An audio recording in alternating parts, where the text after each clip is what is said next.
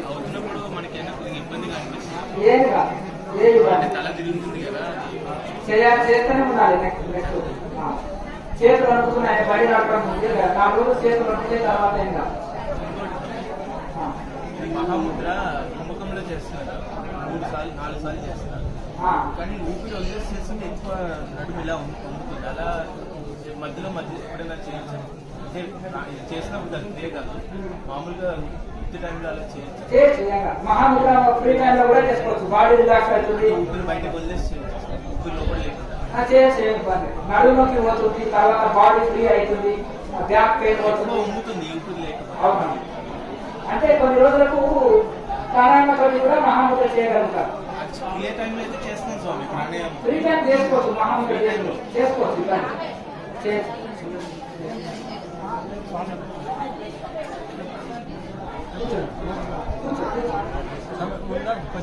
మునగాకు పొడి బెల్లం తినే కలుపుకొని ఎండ పెట్టేసి పచ్చిది ఎండబెట్టి పచ్చి పచ్చిది ఎండబెట్టి పొడి చేయాలి. 6 నెలల నుంచి ధ్యానం చేసి 6 నెలల నుంచి ధ్యానం చేసి 2 నెలల నుంచి కంటిన్యూగా మీద సౌండ్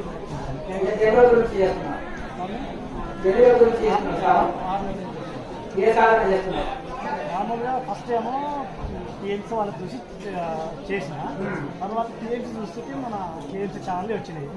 అసలు ధ్యానం మనకి మీ వీడియో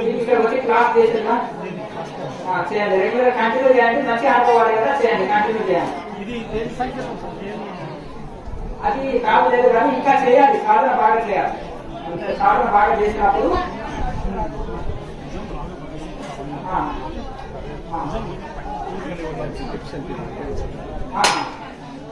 అక్కడ సబ్స్క్రైబ్ చేసుకొని అది ప్లేలిస్ట్ చూడుకో చూపిస్తాను. అమ్మ అయితే మునగాకు పొడి బెల్లం తేనె కలుపుకొని రోజు 4 స్పూన్లు లేకపోతే దూరం పట్టుకోవడం అయ్యా ఇక్కడ చూడలేదు.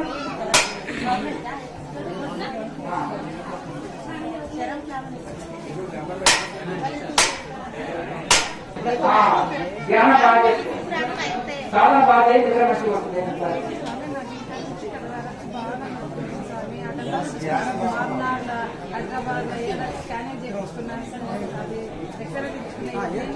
ఏం ప్రాబ్లం చెప్పారు? మునగాకు పొడి బెల్లం తేనె కలుపుకొని రోజు 4 స్పూన్లు బరిగడుపున నీరు సరిపోతుంది.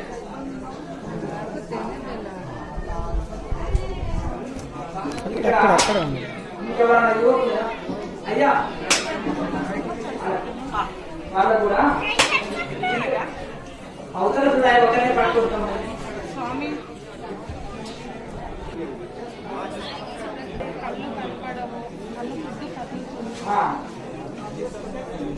మునగాకు పొడి రెగ్యులర్ గా పాలలో తాగు, కంటి చూపు పెరుగుతుంది. మునగాకు పొడి రోజు పాలలో తాగుతుంది. అర్థమైంది కదా? సాధన చేసుకోండి, డాక్టర్కి చూపించుకోండి. డాక్టర్కి చూపెట్టుకోండి, మెడిసిన్ వాడండి. దానితో పాటు దాంతో ప్రాణాయామం చేసి మెడిటేషన్ చేస్తే తొందరగా క్యూర్ అవుతుంది. ఏ రోగం ఉన్నా డాక్టర్ మెడిసిన్ వాడండి, మీరు ప్రాణాయామం చేయండి, మెడిటేషన్ చేయండి. చేస్తే అది తొందరగా రిజల్ట్ తొందరగా కనిపిస్తుంది. ఇమ్యూనిటీ పవర్ పెరుగుతుంది. యోగం ద్వారా ఏంటంటే ఇమ్యూనిటీ పవర్ పెరుగుతుంది, రోగ నిరోధక శక్తి పెరుగుతుంది. చాలా మందికి ఏమంటారంటే ఎన్ని గోళీలు వాడినా కానీ రోగ నిరోధక శక్తి లేనందు వలన ఆ రోగం తొందరగా తగదు. ఈ యోగం వలన రోగ నిరోధక శక్తి పెరిగి సాధన చేసుకో. ఇప్పుడు ఆరోగ్యంగా ఉన్నవాడు, ధనవంతుడు, వీడోడు ఎవరైనా ఒకసారి కావాల్సిందే కదా. అర్థమైంది కదా? ఎవరైనా బతుకుంటారు ఆ భూమి మీద చెప్పండి. ఎవరన్నా ఎంతో ఆరోగ్యంగా ఉన్నవాడు, వాడు రూపాయలు లేకపోతే డబ్బు ఉన్నవాడు, డబ్బు లేనివాడు, ఆరోగ్యం ఉన్నవాడు, ఆరోగ్యం లేనివాడు ఎవరైనా చావవలసిందే కదా. మరి ఏడుస్తూ చావడం ఎందుకు? ఆ దైవాన్ని ఏదో గత కర్మ మనకు అది తీసుకోండి, తగ్గిందాక తీసుకోండి. దానివల్ల సైడ్ ఎఫెక్ట్ ఉంటుంది. ఆయుర్వేద మెడిసిన్ ఎనర్జీ ఎఫెక్ట్ ఉండదు. మునగాకు పాలు రెగ్యులర్గా పాలు కలిపి తాగండి. లేదంటే బెల్లము తేనె మునగాకు పొడి, బెల్లము తేనె మునగాకు పొడి అన్నింటినీ సమపాలనలో అన్ని ఒకే తూకంలో తీసుకొని కలిపి పెట్టుకోండి. రోజు ఒక 4 స్పూన్లు తినండి. బయలుదేరు కూడా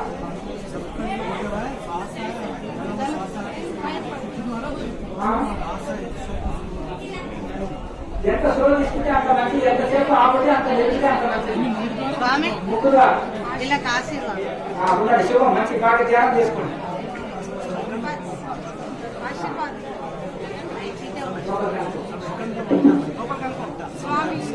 ఎంత చిప్స్లో ఉంటూ నార్మల్ డేస్ వచ్చి కాబట్టి మరి ఫస్ట్ సార్ వచ్చినా కాబట్టి ఇది సాధన చేసుకో. రెగ్యులర్ గా సాధన చేస్తుంటే అన్ని సమస్యలు పోతాయి. ఎక్కడెక్కడో సాధన చేస్తారు, వాడు తెలిసినోడు చెప్పిండో తెలియని చెప్పిండో, నాకు ఈ అది కలిసే, నాకు ఇది కలిసే, నాకు నిధులు వచ్చే, నాకు ఇది వచ్చే అంటే ఏం చెప్తారు? ఇప్పుడు ఒక్కొక్కటి వాడు పైసల కోసం సెంటర్లు తెలుసుకున్నారు. అర్థమైంది కదా. ఒకడు పెద్ద పెద్ద షోరూములు పెట్టుకుంటాడు, ఒకడు షాప్ పెట్టుకుంటాడు, ఒకడు వ్యాపారం పెట్టుకుంటాడు, వాడు జీవనోపాధి. ఈ ధ్యానం సెంటర్లు కూడా వాళ్ళు బతుకు తెరవ కోసం ఒకడు ఉపదేశాలు ఇస్తా, ఒకడు యోగా నేర్పుతా, ఒకడు ఇది నేర్పుతా అంటాడు. ఏమో ఒకదాన్ని నేర్చుకొని ఉంటాడు. మరి అది ఉల్ట చేస్తున్నారా, తప్పు చేస్తున్నారా, అది మరి లోపలికి పెరమానగలగా ఇక్కడికి వచ్చి క్రియాయోగం పర్ఫెక్ట్ చేస్తుంటే నేను సాధన కరెక్ట్ చేస్తున్నారా, అనుభవాలు కరెక్ట్ ఉన్నారా, నేను రెస్పాన్సిబిలిటీ వహించగలుగుతాను.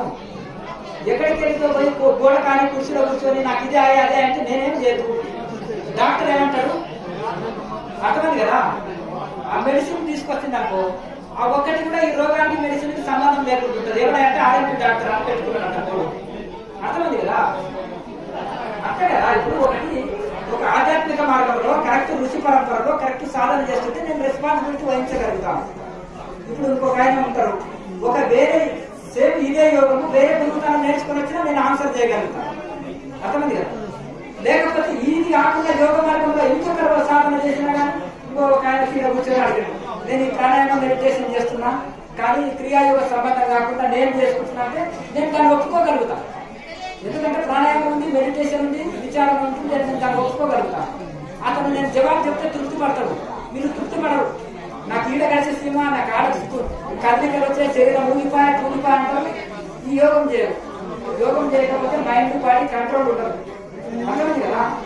ఇప్పుడు ఆ గురువు ఏదో ఒక ఆయన ఉపదేశం ఇచ్చింది నాకు, యోగ తెలియదు ఆయన, మీరు వచ్చి నేర్చుకోవాలి యోగం. అర్థమైంది కదా. ఆ జపాన్ని ఈ యోగంలో నడిపించుకోండి అని చెప్తాం. చాలా మనలో వస్తారు, నేను పోతుంటే చెవులు అడుగుతుంటారు, స్వామి నాకు ఈ ఆరోగ్య సమస్య. ఛానల్ ని సబ్స్క్రైబ్ చేసుకొని ప్లేలిస్ట్ లో చూసుకోండి నాయన అని నేను మొత్తుకుంటా అంత ఓపిక లేదు నాకు. ఇప్పుడే బస్సు ఉంది, టిఫిన్ కూడా హోటల్లో తిరిగిపోతాం. అంత ఇప్పుడు వండింది ఎవరికి? 1000 మందికి సరిపోయి వండిండ్రు. మరి ఎవరు తినాలి అన్నాము? తిండికి వెళ్ళండి. అర్థమైంది కదా. కనుక ఆ విధంగా ఫోన్ చేసి వెళ్ళండి. సమయం ఉండాలి, కొంచెం చెప్పినప్పుడు గ్రహించుకోవాలి. దీనికోసమే అని నేను ఎందుకు నాకేమి టైంపాస్ కాకుండా ఆ వీడియోలన్నీ ఎందుకు టైంపాస్ కాకుండా హెల్త్ టిప్స్ అని ఉన్నాయి. సబ్స్క్రైబ్ ఎట్లా చేసుకోవాలి, ప్లేలిస్ట్ ఎట్లా వెళ్ళాలి, ఆరోగ్య సమస్యలు ఉంటే ఆ ప్లేలిస్ట్ అన్ని రోగాలకు ఎక్కిన దాన్ని ఫాలో అయితే అయిపోయాయి కదా. వాటిలో చెప్పింది నేనే, ఇక్కడ చెప్పేది నేనే కదా. మళ్ళీ నేను మీరు అడిగినా అదే కదా ఆన్సర్ చెప్పేది. అర్థమైంది కదా. ఎట్లుండాలంటే చూసి రావాలంటే కాల్చి రావాలి. హనుమంతుడా ఏకలవ్యుడు లాక్కుంటా, చెట్టు దాకా ఉంటే ఇప్పుడు నేర్చుకున్నాడు. అవునా? ఏకలవ్యుడు లాక్కుంటా. హిమాలయ నాకనే నెరుగుతలేదు, హిమాలయంలో నెరుగుతారు మీరు. వాళ్ళు చూసి రావాలంటే కాల్చి రావాలి. కాబట్టి అంత స్పీడ్ ఉండాలి.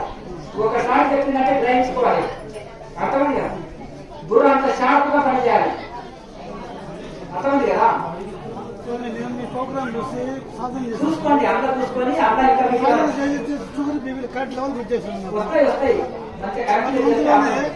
చాలా లెవెల్కి వచ్చేసాం. మీ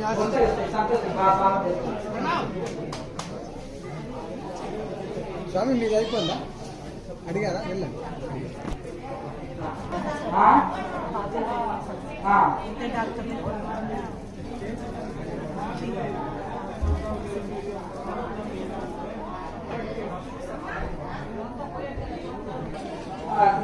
ఆ టైంలో తీసుకుంటే అట్లంటే ఈ మందారం ఆకులు ఉంటాయి కదా, పూలు, ఆ మందారం పూలను ఫ్రై చేసుకోండి. ఆ ఆకులని ఆ పూలు ఉంటాయి కదా వాటిని ఫ్రై చేసుకొని తినొచ్చు. వాటి పొడిని రోజు నీళ్ళలో కలుపుకొని తాగాలి. నీళ్ళలో ఎన్ని రోజులు కంటిన్యూ చేసినా స్త్రీలకు సంబంధించిన అన్ని రోగాలు, గర్భాశయానికి సంబంధించినవి కానీ, ఋతు సంబంధించింది కానీ, ఇంకా మూత్రాశయానికి సంబంధించింది కానీ, సమస్త రోగాలు, స్త్రీలకు సంబంధించిన అన్ని రోగాలు తీసేస్తున్నాయి. చాలా బాగా పనిచేస్తుంది. అర్థం లేదు, సాధన చేసుకోండి అని చెప్తాను నేను చెప్పేది అది. ఇప్పుడు ఒక ఫ్యాషన్ అయిపోయింది, నా దగ్గరికి రండి అని ఒక టికెట్ పెట్టేస్తారు. అర్థమైంది కదా, ఇవంతా ఒక ఫ్యాషన్ అయిపోయింది. పాట పూజ చేసుకోవచ్చు, శుభాలు జరుగుతాయి. లేకపోతే ఇన్నర్ బాడీకి ఏం చేస్తాను, మీ రోగాలు తొలగిస్తాను, మీకోసం సంకల్పం చేసి హోమం చేయిస్తాను, మీకు శుభాలు జరగాలని అర్చన చేస్తాను, మీకు శుభాలు జరగాలని జపం చేస్తాను, మీ పేరు మీద ధ్యానం చేస్తాను. ఇదంతా ఇది మారిపోయింది. అటువంటి వాళ్ళు అయితే ఈజీ చూడాలి. మీరు చేసుకున్నంత మాత్రం ఎవరు ముందుకు రారు. నీకు ఏది నచ్చితే చేసుకోవాలి. మనం ఎందుకు అడుగుతున్నాం చెప్పండి. ధ్యానం బాగా చేసుకోవాలి, ధ్యానం చేసుకోవాలి. క్రియ చేసిన తర్వాత ఏదైతే ఉందో తర్వాత నార్మల్ మెడిటేషన్ కదా, దృష్టి ఇక్కడ పెట్టుకొని ధ్యానం చేయాలంటే అది ఎప్పుడు వచ్చింది? 2005 పతంజలి ఎప్పుడు చెప్పింది? అది వదిలేదా? పతంజలి మహర్షి ఎప్పుడు చెప్పిండు ధ్యానం? లక్షల సంవత్సరాల కింద వచ్చింది ఇది. అర్థమైంది కదా? కనుక ఈ యొక్క నేను ఒకటే చెప్తున్నాను, ఈ యొక్క ప్రాణాయామం చేసిన తర్వాత చెప్పేది ధ్యానమే. ధ్యానం గొప్పదే, ధ్యానాన్ని ఖండించే వాళ్ళు ఎవరున్నారు? ధ్యానం గొప్పదే, కానీ ఈ నాడు శుద్ధి కోసము, మైండ్ కంట్రోల్ కోసము, నాడీ శుద్ధి కోసము ఈ ప్రాణాయామ చేయాలి. ఈ జ్యోతి ముద్ర లాంటి ముద్రలు వేసి తర్వాత ధ్యానం చేయాలని చెప్తున్నాం. ఏ ఆలోచన చేయొద్దు, తర్వాత ఏ ముద్రలు, ఏ ప్రాణాయామం అవసరం లేదు. కాన్సన్ట్రేషన్ కాలేజీలో నింపుకొని చక్కగా ధ్యానం చేయాలని, ఇంకా ఏది అక్కర్లేదు. అర్థమైంది కదా? మంచిది.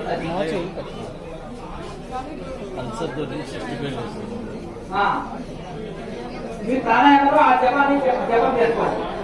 ఆ ఏదైతే జపం ఉందో, ఏ జపం చేస్తున్నారు, అష్టాక్షర, పంచాక్షర, అష్టాక్షర, ఆ జపాన్ని ఈ ప్రాణాయామంలో చేయండి.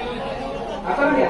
ప్రాణాయామం చేస్తారు కదా, ఆ ప్రాణాన్ని శ్వాసని కదిలించాక అష్టాక్షర జపం చేసుకోండి.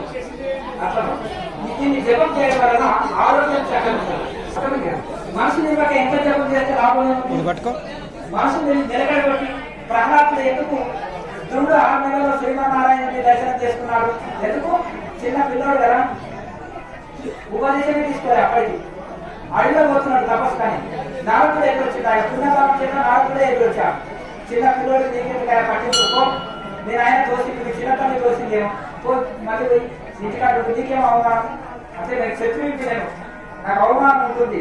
నేను తపస్సు చేసి శ్రీమన్నారాయణుని దర్శనం పొంది నేను మళ్ళీ మా చిన్నగా కడుపులో పుట్టి మళ్ళీ నేను చక్రవర్తిని అవుతా అంటాడు. అంటే అక్కడ పులులు ఉంటాయి, సింహాలు ఉంటాయి. ఓ బాబు నువ్వు ఊరికి తినేస్తా నీవు నారద మహర్షి, ఎంతో గౌరవం నీ పేరు విన్నాను, తిరిగితనం బోధించండి నాకు. నేను క్షత్రియుని, నా రక్తంలో క్షత్రియత ఉంది కనుక నాకు తిరిగితనము బోధించండి, ఇంకేదైనా ధైర్యాన్ని బోధించు నారద మహర్షి. మీరంటే నా గౌరవం, నీ గౌరవం పోగొట్టుకోకండి, తిరిగితనం బోధించకండి అంటారు. అంటే పిల్లవాళ్ళకున్న పిడిగే ఆ మధువరంలో ఎంతో మంది ఋషులు తపస్సు చేశారు. సాక్షాత్ కృష్ణ పరమాత్మ చెప్పులు లేకుండా గోవులు రాసిన ఫలం అక్కడ తపస్సు చేస్తే తపస్సు తొందరగా జరుగుతుంది. నాయన ఇటురా అని వాసుదేవ గాయత్రిని ఇస్తాడు ద్వాదశాక్షరి. అర్థమైంది కదా? కృష్ణుడి మంత్రాన్ని ఉపదేశం చేసిన తర్వాత ఆ వాసుదేవ గాయత్రిని వెళ్ళి చక్కగా జపం చేస్తుంటాడు. క్రియాయోగంలో కూడా వాసుదేవ గాయత్రి ఇస్తారు ఇక్కడ. అర్థమైంది కదా? ఆ విధంగా ఓ వాసుదేవ సర్వనికి మహాత్మా సుదుర్లభ భగవద్గీతలో చెప్పిండు కదా. అట్లా అటువంటి సర్వం వాసుదేవుడే అనే అనుభవం కోట్ల జన్మల పుణ్యం చేత కలుగుతుంది. సర్వం వాసుదేవుడిగానే దర్శించగలుగుతాడు. అటు యోగి సహా మహాదుర్లభము అని భగవద్గీతలో చోటు చేసుకుంటుంది. అదే వాసుదేవ గాయత్రి భగవద్గీతలదే నారద మహర్షి ధ్రువుడు ప్రహ్లాదుడు అందరికి ఇస్తారు. అయితే ఆ విధంగా ఆయన 6 నెలలు ధ్రువుడు ఏం చేస్తాడు? మొదలు పచ్చి ఆకులు కవర్ చేస్తాడు, తర్వాత వెంటాకు తింటాడు, తర్వాత నీళ్ళు తాగుతాడు, తర్వాత శ్వాసతోటి బ్రతుకుతాడు, తర్వాత శ్వాసను కూడా బంధించి వేసి జపం చేస్తాడు ఒంటిగాడు. ధ్రువుడు అట్లా జపం చేసి ఏకదృష్టితో ధ్రువుడు ప్రాణాయామం చేసింది. భాగవతం చెప్పండి, ప్రాణాయామం చేసిందా చేయలేదు. అర్థమైంది కదా? ప్రాణాన్ని బంధించి వేస్తాడు. అప్పుడు ఇంద్రలోనే కింద అయిపోతుంటాడు. ఇంద్రుడే ఓర్వలేక వచ్చేసి అగ్ని వర్షం కురిపిస్తాడు, వర్షాలు కురిపిస్తాడు, గాలి వర్షం కురిపిస్తాడు, నానా రకాల బీవర్షం చేస్తాడు.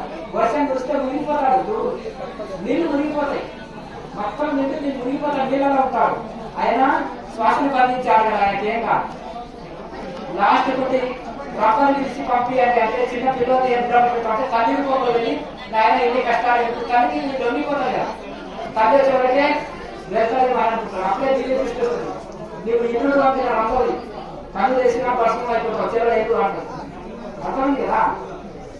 నా తల్లి రూపంలో నా తల్లి నన్ను ఆశీర్వదించి పంపించి తపస్సు పూర్తి చేసుకున్నాను.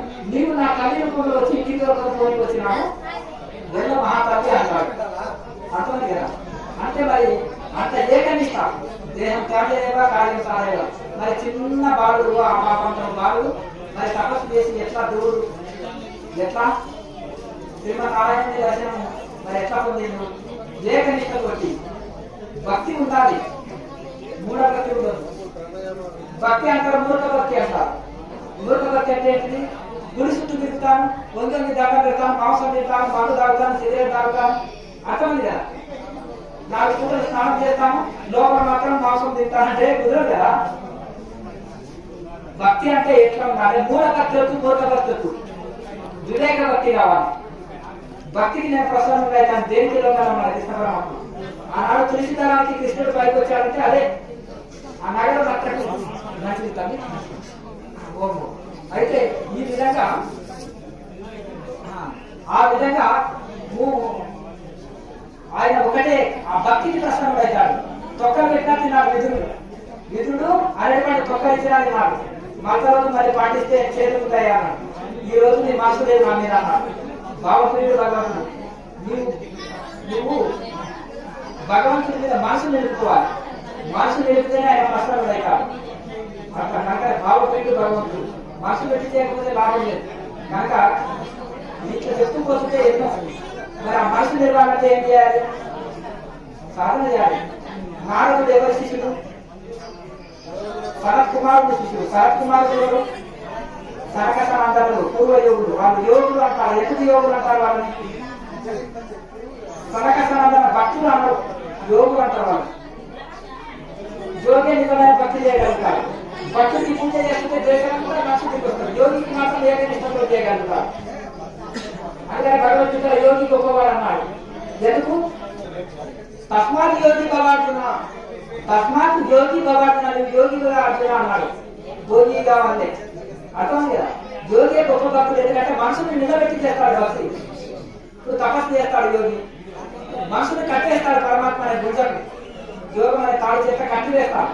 మనము పూజ చేస్తూనే ఉంటాం, దేశం అంతా మనసు తిరిగి వస్తుంది. యజ్ఞం చేస్తూనే ఉంటాం, కిలోలు నెయ్యి పోస్తూనే ఉంటాం, మనసు దేశం అంతా తిరిగి వస్తుంది. లాభం ఏంటి? లేదు కదా. గుడి చుట్టూ తిరుగుతూనే ఉంటాం, యాత్ర చేస్తూనే ఉంటాం, బద్రీనాథ్ కేదార్నాథ్ యాత్రలు ఉంటాం, మనసు ఇంటికానే ఉంటుంది. కుక్కకి ఎవరన్నా పెడుతున్నారు, అప్పుడు వచ్చిందో అర్థమైంది కదా.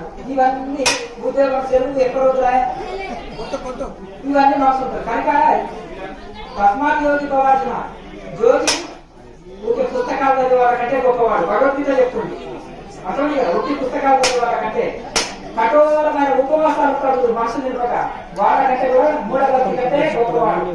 అలాగే ఊరికి వేదాంతులు ఉంటారు, వేదాంతుల కంటే గొప్పవాడు. మనసు నిలవక ధ్యానం చేసే వాళ్ళకంటే గొప్పవాడు. రోజు మనసుని కట్టివేస్తాడు పరమాత్మ. మనసుని ఏకనిష్టతో ఏకనిష్ట ఏకనిష్ట ఏకభక్తి విశిష్టత అంటాడు భగవద్గీత. అయ్యా ముచ్చట్లు పెట్టకండి. ఏకభక్తి విశిష్టతే. అనేక భక్తి అంటే మనసు ఇటట్టు ఇటట్టు ఇటట్టు పరిగెత్తుతుంది కదా. ఇటట్టు పరిగెత్తే మనసు ఏంటంటే ఇటట్టు పరిగెత్తేది అది అనేక భక్తి అంటారు. నాకు కారు కావాలి, బిల్డింగ్ కావాలి, ఉద్యోగం కావాలి, అర్థం కదా భార్య పిల్లలకు సంసారం డబ్బులు బాగా రావాలి శ్రీమన్నారాయణుడు రావాలి గట్టం చెప్తుంది మీకు దేవుడు కావాలన్నా డబ్బు కావాలన్నా కోరుకుంటే మొదలు లక్ష్మి కావాలి స్వామి నారాయణుడు తర్వాత అంటారు అంతేనా కదా లక్ష్మి ఉన్న తన నారాయణుడు ఉండడు నారాయణుడు ఉండడు ధనముల తన నారాయణుడు ఉండడు అయ్యో ఆయన భార్య కదా ఆయన భార్య ఉన్న తన నారాయణుడు ఉండడు అని ఎందుకు అడుగుతారు మనం కానీ నారాయణుడు ఉన్న తన లక్ష్మి పరిగెత్తి వెళ్తాడు నారాయణుడు ఉన్న తన లక్ష్మీదేవి పరిగెత్తి వెళ్తారు మా ఆయన ఎందుకు అక్కడ ఉండడానికి వెళ్ళిపోతారు కానీ లక్ష్మి ఉన్న తన నారాయణుడు రాలేడు లక్ష్మి వెళ్ళిపోతుంది ఇప్పుడు ఒక ఇంట్లో పోయిండు వెళ్ళిన తర్వాత ఈయన లేచి వెళ్ళిపోతున్నాడు ఇది వాళ్ళకి చెప్పకుండానే ఆయన వెనక అనుసరిస్తావు అతను ఆయన రామ్మాని కూడా అన్నాడు రామ్మ వెళ్ళిపోవడం అన్నాడు ఆయన వెళ్ళిపోతుంటే అమ్మ ఇంటికి వెళ్ళిపోతున్నాడు ఆయన వెనక అనుసరిస్తాడు అంతేనా అట్లాగే ఓ ధనవంతుడు ఉన్నాడంట లక్ష్మి వెళ్ళిపోతుంది ఒక్కొక్క సంపద వెళ్ళిపోతుంది వెళ్ళిపోయినప్పుడు ఏమంటాడు ఏమన్నాడు నా గ్రహచారం నా ప్రారంభం ఒక్కొక్కటి కార్లు బిల్డింగ్లు ఆస్తులు ధనం వెళ్ళిపోతున్నాయి లక్ష్మి వెళ్ళిపోతుంది ఏం చేస్తామో అంటున్నాడు లక్ష్మీదేవి వెళ్ళిపోతుంటే అంత ఖాళీ అయిపోతుంది ఏం మిగలదాని దగ్గర నారాయణుడు కూడా వెళ్ళిపోదామని పోతుంటాడు రెండు భాగాలు విద్య పట్టుకొని స్వామి మేము మాత్రం వెళ్ళండి స్వామి అంటాడు ఏమయ్యా లక్ష్మి పోదంటే లక్ష్మి నాకు ఇంపార్టెంట్ కాదు నీవు ఇంపార్టెంట్ స్వామి అంతేనా కదా సంపద వస్తుపోతుంటుంది మహాసంపన్నులు ఉన్నారని పాదాలు విద్య పట్టుకుంటారు విద్య పట్టుకున్నాక లక్ష్మీదేవి వెళ్ళిపోయింది కదా ఊరి బయటికి వెళ్ళింది ఈయన గాలి ఎందుకో వస్తలేరు ఎరికి చూసింది ఇంకా వస్తలేడు ఆ ఇంట్లోనే కట్టున్నాడు ఆయన చోటు నాకేమి ఆయన అడవిలో ఉన్నా నాకు అయోధ్యనే సీతమ్మ ఏమన్నది రాముడు ఎక్కడ ఉంటే నాకు అయోధ్యనే అన్నది ఇంకా ఆయన మళ్ళీ పరిగెత్తుకొని లక్ష్మీదేవి ఏమొచ్చింది ఆ నారాయణుడు ఏంటి కాడున్నాడు మళ్ళీ ఆ ఇంట్లోకి వచ్చేసింది అమ్మ తల్లి వచ్చేసినా సరే నువ్వు పోతుంటే సరే అమ్మ నీ ఇష్టం ఉన్న దగ్గర ఉంటా అన్నాను నువ్వు రమ్మంటే నీ ఇష్టం అన్నాను నా పతిని వదిలి నేను ఉంటాను ఆయన అని మళ్ళీ వచ్చేసి లక్ష్మీదేవి కూడా నారాయణుడు ఉన్న ఇంట్లోకి వచ్చేసింది లక్ష్మీదేవి ఎంత వెళ్ళి మళ్ళీ పరిగెత్తుకుంటూ వస్తుంది నారాయణుడిని మాత్రం వదలకండి పట్టుకోండి ఆయన బిడ్డ ఆయన పోతుంటే ఏడ్చండి చిలకల వాళ్ళ అంతేనా కదా తండ్రి బయటికి ఎత్తితే రెండు కాళ్ళు పట్టుకొని రెండు కాళ్ళ మధ్యలో ఉండి అన్నింటినీ వేసుకొని ఏడుస్తుంటాడు కదా అంతేనా కదా అట్లా వేసాన్ని రోధించండి నారాయణుని పట్టుకుంటే లక్ష్మి ఆటోమేటిక్ వస్తుంది అర్థం కదా శివుడిని పట్టుకుంటే పార్వతి ఆటోమేటిక్ వస్తుంది కనుక ఆ భగవంతుని పట్టుకోండి కానీ మనం ఏం చేస్తున్నామంటే సంపద పట్టుకుంటాం అందుకనే చుట్టాలు వస్తుంది కనుక గురువు లాంటిది ప్రహ్లాదుడి లాంటి భక్తి విశిష్టతే ఆ భగవద్గీతలో చెప్పిన ఆ ఏకభక్తిని పట్టుకుంటే ఆ ఏకభక్తి విశిష్టం కనుక ఆ ఏకభక్తి ఇంకా ఈ రెండోది నీవే తప్పని తప్పడం లేదా మన్నింపదవి అదే ఏకభక్తి నీవు తప్ప నాకు ఇంకేది అక్కర్లేదు అని ఆ ఏకభక్తి విశిష్టతే ఆయన భగవద్గీతలో చెప్పిన ఏకభక్తి అంటే నాకు ఆ శ్రీమన్నారాయణుడే కావాలి ఆ భగవంతుడే కావాలి నాకు ఇంకేదో దాన్ని నారాయణుడిని పట్టుకుంటే అన్ని వచ్చేస్తాయి కుంటివాడు పర్వతాలు ఎక్కుతాడు మగవాడు వేదాలు పలుకుతాడు దైవ కృప ఉంటే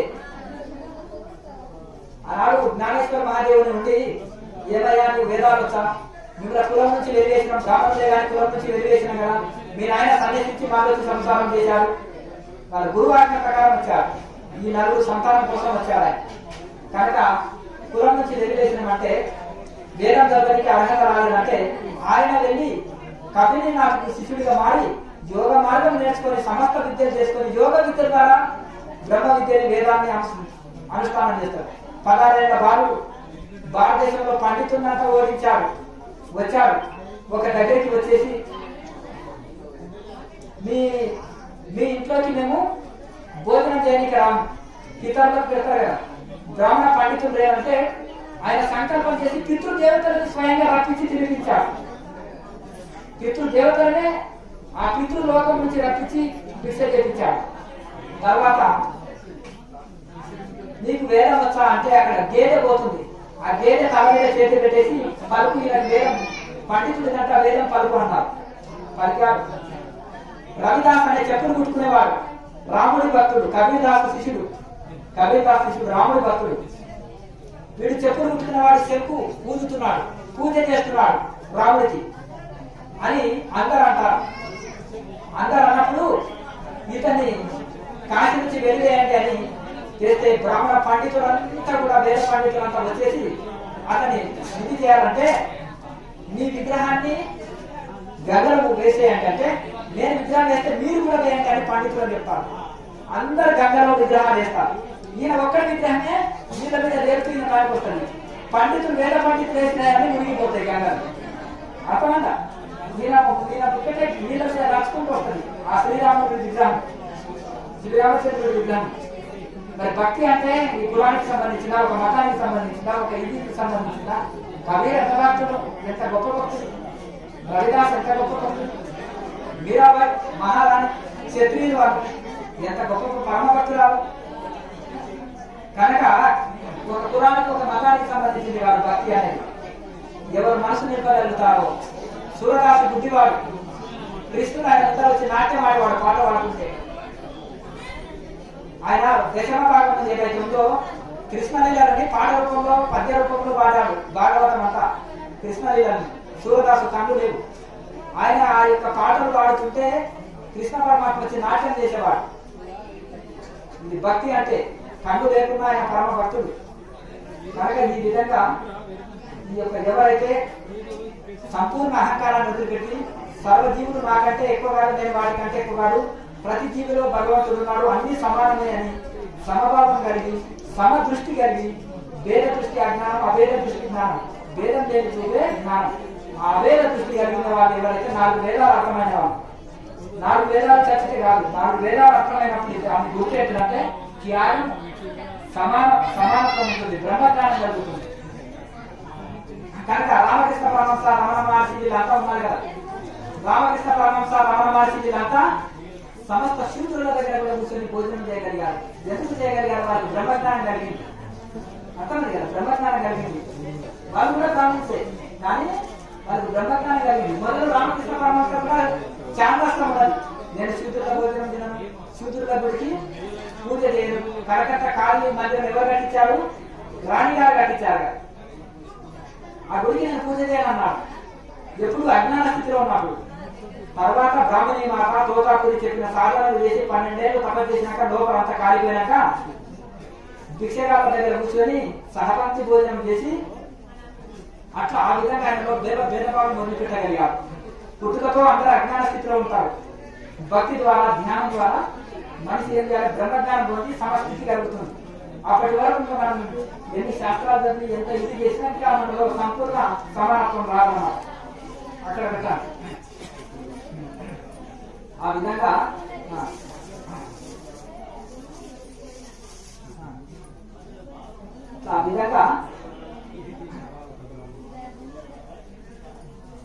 రోజు బాగా సాధన చేసుకోండి. మీరు పెట్టుకో, చేసి పెట్టు.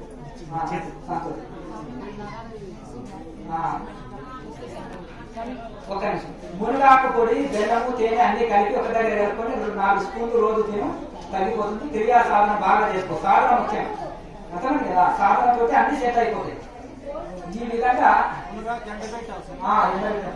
అయితే ఛానల్లో చూసుకోండి, అన్ని ప్లేలిస్టులో పెట్టినా, ప్లేలిస్టులో అన్ని పెట్టినా. మీరు జపం చేస్తే భగవంతుడు తప్ప మీకు ఏమి గుర్తుకు రావద్దు. ఆనాడు జనక మహారాజుని టెస్ట్ చేశారు. జనక మహారాజుని అష్టావకుడిని టెస్ట్ చేశారు. అందరూ ధ్యానం చేస్తుంటే ఏం చేశారంటే జనకుడు కూడా కూర్చున్నాడు ధ్యానం. అందరు గుడిసెలు అంటు పెట్టాడు. గుడిసెలు కదా, చిన్న చిన్న గుడిసెలు. అందరూ లేచి పరిగెత్తుతున్నారు. బ్రాహ్మణ పండితులంతా. ఒక జనకుడు మాత్రం అలాగే కూర్చున్నాడు. జనకుడికి ధ్యాస లేదు. అంటే వివేకానంద స్వామి ఒకసారి ధ్యానం నేర్పండి స్వామి అంటే అతన్ని కాల్చి చంపాలని హిందూ మతం డెవలప్ చేయడానికి వచ్చాడు ఈ దేశంలో. ఇక్కడ ఉండేది మన మతాన్ని మార్చడానికి వచ్చాడని ఆయన ఏం చేయాలంటే ధ్యానం గురించి చెప్పండి స్వామి అంటే ఆయన లీనమై చెప్తుంటే కౌబాయ్ డ్రెస్సులు ఒక యూత్ వచ్చి 20 మంది పెద్ద పెద్ద తుపాకులు పెట్టేసి కాల్చుకుంటే పక్కన వెళ్ళిపోతాయి. ఆయనకి తగలవు. ఈ తుపాకీ గుల్లంగా అయిపోతాయి.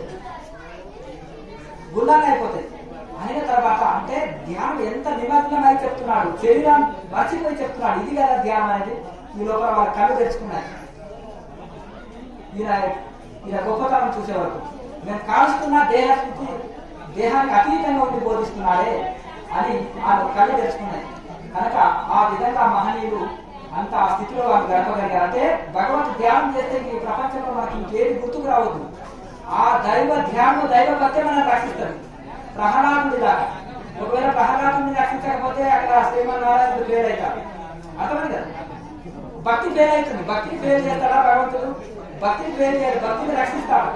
ఎందుకంటే విషపాములు కలిసిన, సముద్రంలో పడవేసిన, అలాగే అగ్నిగుండంలో పడవేసిన, అలాగే శూలాలతో పొడిచిన, ఏనుగులతో తొక్కించిన అతనికి ఏమి కాలే. ఈ మాయాబాలుడా ఏంటిది? ఈ బాలుడు మాయాబాలుడా ఏంటిది? మాయాబాలుడు కానీ ఏమి కాదు, భక్తి. ఆ భక్తితోటి ఆ విధంగా అంటే మనకు భక్తి జపం చేసిన, ధ్యానం చేసిన ఆ దైవం తప్ప, ఆ యొక్క ఆత్మభావం తప్ప మనకు ఏ ఇతర భావము రావద్దు. పానీయము ద్రావుతులు గురుచుతులు లక్షించుతుంది. ఆయన తింటూ తాగుతూ తిరుగుతూ ఎక్కడ ఉన్నా కానీ ప్రహ్లాదుడికి ఆ యొక్క శ్రీమన్నారాయణుడి జపం తప్ప, ఆ నారాయణ మంత్ర జపం తప్ప ఇంకా వేరే ఏది గుర్తులేదు. ఆ స్థితిలో మనకు గడపగలగాలి. ఇవన్నీ అశాశ్వతం అనేది గుర్తుపెట్టుకోవాలి. మరి అశాశ్వతమైన ఎప్పుడో ఒకసారి వదలాలి. కాళే రాజులు రాజ్యం అన్ని వదిలిపెట్టుకొని ఏమైనా తీసుకెళ్ళారా? మనం ఏమైనా తీసుకెళ్తామా? భక్తి రక్షిస్తుంది. భక్తి జన్మ జన్మలకు ఉంటుంది. భక్తి అంటే శరణ్యస్ సర్వధర్మాన్ పరిత్యజ్య మమేకం శరణం ప్రజ అహంత్వా సర్వ పాపేభ్యో మోక్షయిష్యామి మా చూచా. అర్జున నీకు ఏది చేత కాదా? సమర్పణ. నాకు శరణ్ అయిపో, నిన్ను నాకు సమర్పించుకో, నీకు సమస్త కర్మలు తొలగిస్తాను, నీకు మోక్షం ఇస్తాను. అంతే. ఈ సమర్పణ భావన ఒక్కటైనా అభ్యాసం చేసుకోవాలి. రామార్పణం కృష్ణార్పణం అంటూ పెరుగులతోటి కాకుండా ఉదయం ద్వారా అర్పణ జరగాలి. ఇక్కడ హృదయాన్ని అర్పించుకోవాలి స్వామికి. అప్పుడు మనము ఇదైతాం. మంచిది, శుభం. మనకి చెట్టు అంటున్నావు కానీ కొమ్మలు ఆకులు ఇవన్నీ లెక్క పెట్టి చెట్టు అంటున్నాడు. అంటే బట్ట చెట్టు అన్నా ఆయన టోటల్ చెట్టు అంటున్నాడు. ఇవన్నీ కొమ్మలు ఆకులు అన్ని కలిపితే చెట్టు అంటున్నాడు. అర్థమైంది కదా? అర్థం ఒకటి, ఇట్లా ఒకటి. ఇదేమో బిడ్డ తీసి చెప్తున్నాడు, అదేమో ఇది చెప్తున్నాడు. అర్థమైంది కదా? ఓం ఇది అక్షరం బ్రహ్మ అన్నాడు. ఓం ఇతే అక్షరం బ్రహ్మ అన్నాడు. అదేమో ఇలా ఒకటి బిడ్డ తీసి పడుతున్నాడు ఆయన. ఒకటి ఓం ఇది అక్షరం బ్రహ్మ, ఓం అనే పదము అక్షర బ్రహ్మము అని చెప్తున్నాడు. ఓ ఇతే అక్షరం బ్రహ్మ అని ఇట్లా అన్నాడు. అంటే అది ఒకటే. ఈ బిడ్డ తీసి చెప్పిండు అక్కడ. ఇప్పుడు ఓం అంటేనేమో అందరికి తెలియకుండానే అకారం ఉకారం అకారం మూడు కలుస్తాయి. నాభి నుంచి, హృదయం నుంచి, కంఠం నుంచి పలుకుతాడు ఆటోమేటిక్ గా. అది ఆటోమేటిక్ వస్తుంది. నువ్వు విడదీసి పలుకుతున్నావు, అది డైరెక్ట్ పలుకుతున్నాడు. నువ్వు ఎట్లా పలికినా దోషం లేదు. ఓం ఓమే. మళ్ళీ ఇప్పుడు క్లాస్ టైం అయింది. అన్ని అందులో పెట్టేసిన. అర్థమైంది కదా? అన్ని పెట్టేసిన. ఫోన్ పెట్టుకొని కూడా ఇంకా మళ్ళీ వైద్యులు ఎవరో అది ఇస్తే వాళ్ళ మీద ఆధారపడతారు. ఆ ఫోన్ లో హెల్త్ టిప్స్ అన్ని ఉన్నాయి, ఆరోగ్య సమస్యలు. అవన్నీ చూసుకుంటే అల్లం బెల్లం నవ్వుకో తిను, ఛాతీలో రాలేది పోతుంది. అల్లం బెల్లం దేవాలనే నవ్వుకో తిను, పరిగెడుతున్నా. అన్ని పెట్టినా అది చూసుకోండి. అవి చూసుకుంటే మీ డౌట్లు అన్ని క్లియర్ అవుతాయి. తర్వాత ఈ కళ్ళు కూడా ఇంపార్టెంట్ ఉంటుంది మన మెయిన్ గ్రహించే దానికి మెడిటేషన్ చేసినప్పుడు మన కిందికి చూసినప్పుడు మన పైకి వెళ్ళేటప్పుడు కళ్ళు పైకి అవుతారు. ఇప్పుడు కొంతమంది శరీరంలో హీట్ ఉంటుంది, చెప్తారు చూడండి, శరీరంలో హీట్ ఉంటారు. వాళ్ళకు క్రమక్రమంగా అందించబడుతుంది ఇంట్లో. అర్థమైంది కదా? కొంతమంది సామాజికతో కన్ను తట్టుకోలేవు, కంటి రోగాలు ఉంటాయి. కొంతమంది శరీరంలో విపరీతమైన హీట్ ఉంటారు. అర్థమైంది కదా? హీట్ ఉంటే నానా రకాల సమస్యలు ఉంటాయి. ప్రాణాయామ అభ్యాసం కొంతకాలం చేసినాక శరీరంలో కెపాసిటీ సంపాదించుకున్నాక ఏ ముద్రైనా వేయగలుగుతారు. ఈ చిన్నపిల్లవాడు కానీ ప్లేన్ ఎత్తుకొని పంట ఎత్తుకొని పోలేడు. పెద్దవాడు భుజాన్ని పెట్టుకొని తక్కువ ఏదో పెట్టమని స్వామి అంటారు. అలాగే ఆ కెపాసిటీ వచ్చిన తర్వాత ఒకదాని తర్వాత ఒకటి అందుతుంది.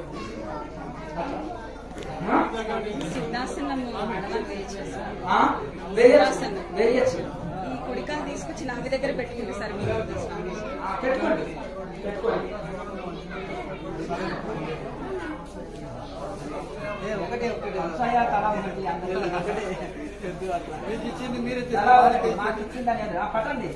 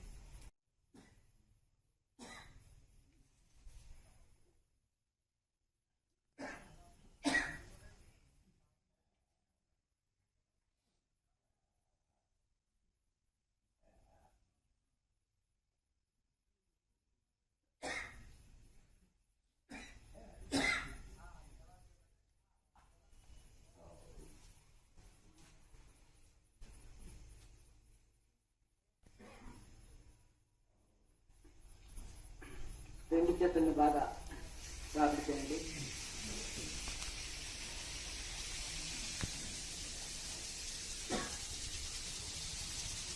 ముఖాన్ని సున్నితంగా మర్దన చేసుకోండి. కంఠాన్ని, చేతులని, శరీరంలో అన్ని అవయవాలని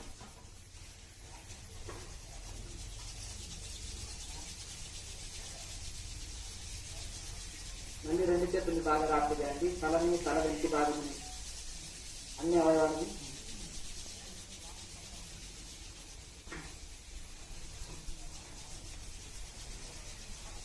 సున్నితంగా మర్దన చేసుకోండి. మళ్ళీ రెండు చేతుల్ని బాగా రాపిడి చేసుకొని కళ్ళ మీద డైరెక్ట్ గోర్లు చూసి చేతులను సుదీర్ఘమైన శ్వాసను తీసుకొచ్చేసి సుదీర్ఘంగా ఓంకారం ఉచ్చరిస్తూ ఆరోగ్యతం దృష్టి బయటికి రాండి.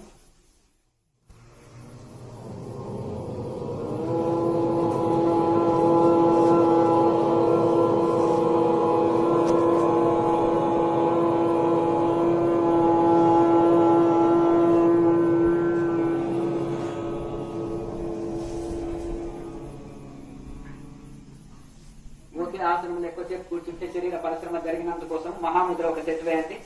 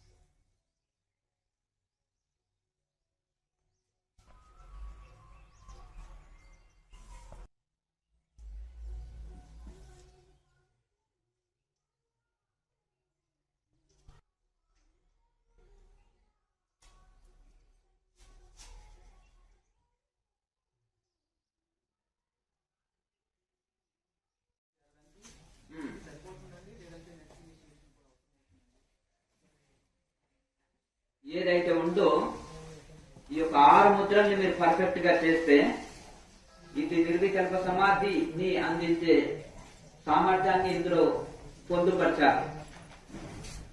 వీటికి తోడుగా ఒక ముద్ర అందించడం పడుతుంది తర్వాత. కానీ ఇదే లాస్ట్ స్టార్టింగ్ నుంచి లాస్ట్ వరకు ఇవే ముద్రలు ఉంటాయి. దీన్ని కంటిన్యూ చేయవలసి వస్తుంది. కనుక మెయిన్ అనేది ఏంటంటే ప్రాణాయామం. ఈ ప్రాణాయామం అనేది చాలా ముఖ్యము. ఎవరైతే ప్రాణాయామంలో పట్టు సాధిస్తారో అప్పుడు వాళ్ళు చక్కగా శరీరం అంతా వాళ్ళకి అంటే ఈ యొక్క మైండ్ బాడీ 2 కంట్రోల్ వస్తాయి. వాయునాళాలు రక్తనాళాలు శుద్ధి అవుతాయి. వెంటనే మనోలయం జరుగుతుంది. ఈ శ్వాసే మనసు, మనసే శ్వాస కనుక శ్వాసను ఆధీనం చేసుకుంటే మనసు ఆధీనం అవుతుంది. వెంటనే మనోలయం జరుగుతుంది. ఎప్పుడైతే మనసు నిలకడ చెందిందో అప్పుడే మనకు సరి అయిన ధ్యానం కుదురుతుంది. అయ్యా ఎవరు మాట్లాడకండి, ఇక్కడ ముందుకొచ్చి కూర్చోండి. అడిగేవాళ్ళు ఏమైనా ప్రశ్నలు అడిగేవాళ్ళంటే ముందుకొచ్చి కూర్చోండి. సాధన చేయండి. ఇప్పుడు మొన్ననే కదా వచ్చింది. ఫస్ట్ టైం వచ్చి ఒకటే రోజులు అన్ని ఇది కావాలంటే ఇప్పుడు రెగ్యులర్ గా బాగా సాధన చేస్తుంటే అన్ని సెట్ అయిపోతాయి. ముందు కూర్చోన్నాడు.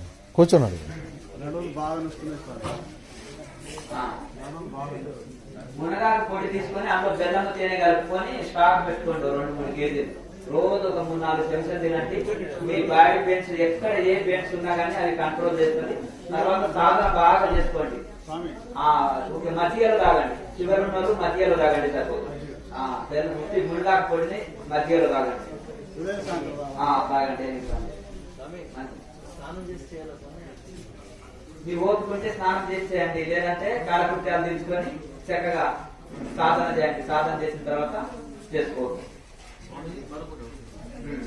మనకి నాదబిందు పరిషత్తులో ఓంకారం యొక్క 12 మాత్రల గురించి చెప్పడం జరిగింది కదా స్వామి. మామూలుగా ఓంకారంలో మనకి అకార ఒకార మకారాలే 3 మాత్రలు, తర్వాత అర్ధమాత్ర అని చెబుతారు కదండి.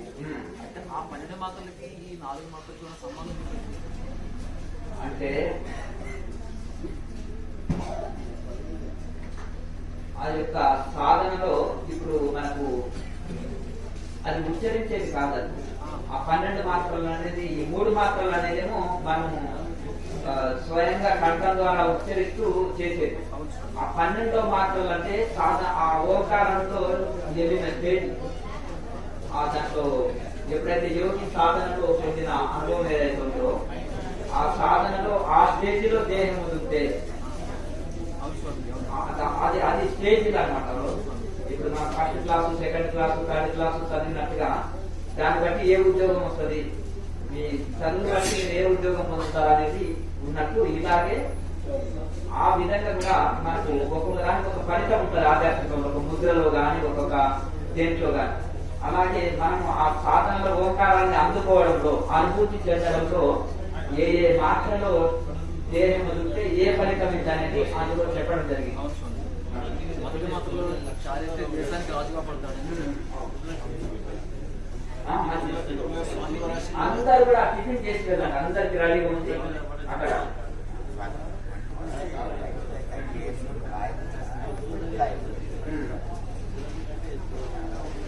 రక్తం శుద్ధి లేక జరుగుతుంది. రక్తం ఉంటుంది కదా, ఆకుకూరలు బాగా తీసుకోవాలి.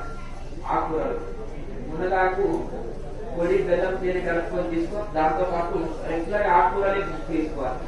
ఎన్ని 10-20 రకాలు ఉంటాయి ఆకుకూరలు.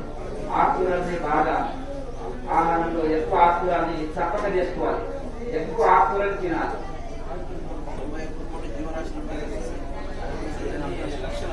అయితే మాట్లాడకంటే ఎవరు నిశ్శబ్దంగా పనులు చేసుకోండి. తినేవాళ్ళు ఉంటే తినేదంట. జీవరాశుల్లో 5 లక్షల కోట్ల